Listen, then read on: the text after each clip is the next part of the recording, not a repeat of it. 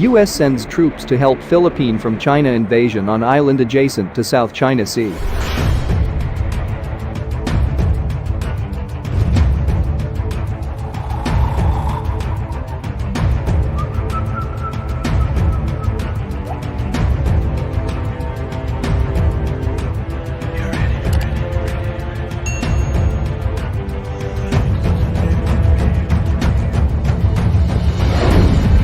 Philippine and US troops conducted their first joint airfield seizure drill on an island adjacent to the South China Sea, aimed at helping the Southeast Asian country deal with any potential island invasion.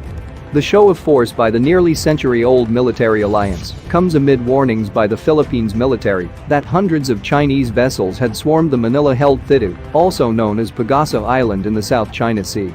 Also claimed by China, Vietnam and Taiwan, Thitu is located in the disputed Spratly Islands in the South China Sea.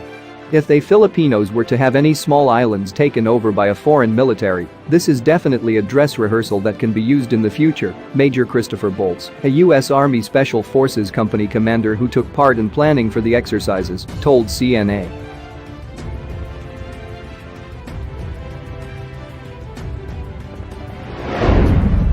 The Armed Forces of the Philippines Special Operations Command or AFP-SOCOM had asked the United States in 2018 for the joint airfield seizure drill.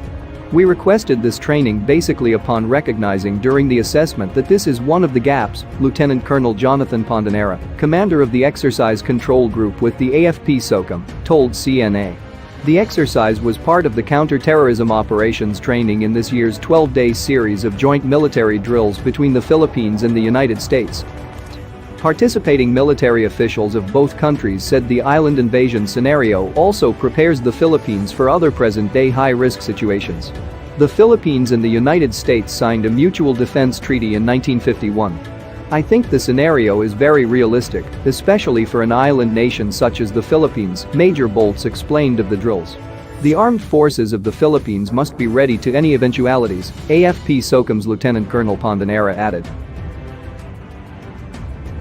Created in April 2018, the AFP-SOCOM combines the capabilities of the Philippines Special Forces working across land, air and sea. The group had only done the drill once in 2018, prior to the joint exercise with American forces. Island as training ground.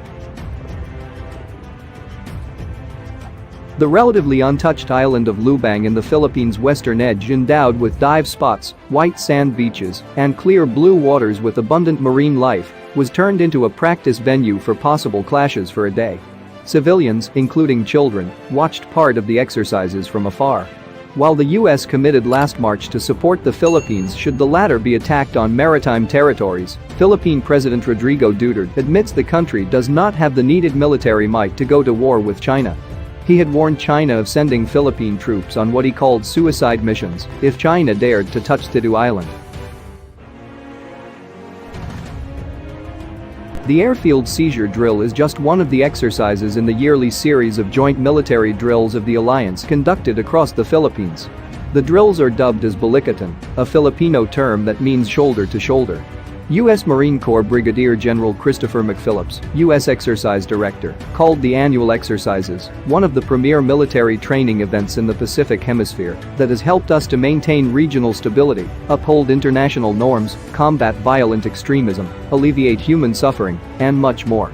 Geopolitical dynamics. This year's Balikatan is a step up from the drills in 2017, which saw the first Balikatan under President Duterte, when the exercises were scaled down to exclude maritime operations. The president had also threatened to permanently abort the drills at that time, but relations between the Philippines and the U.S. have since improved. During his visit to Manila last March, U.S. Secretary of State Mike Pompeo assured the Philippines of its commitment to the two countries' defense pact. However, Philippine Defense Minister Delfin Lorenzana is still calling for a review of the said mutual defense treaty.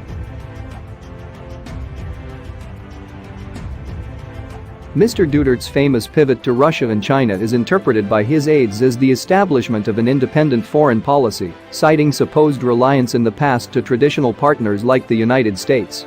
On April 8, in the middle of Balikatan, large anti-submarine ships from the Pacific Fleet of Russia docked in the Philippines for a 5-day goodwill visit, during which the Philippines and Russia conducted joint naval drills.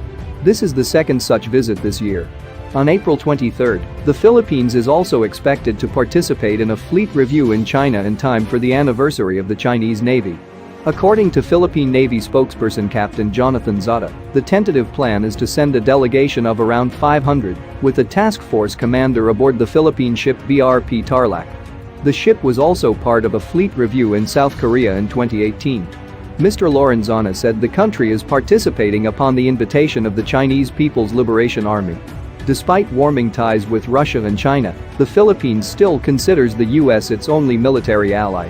Philippine and US troops have fought alongside each other during World War II, the Korean War, and the Vietnam War.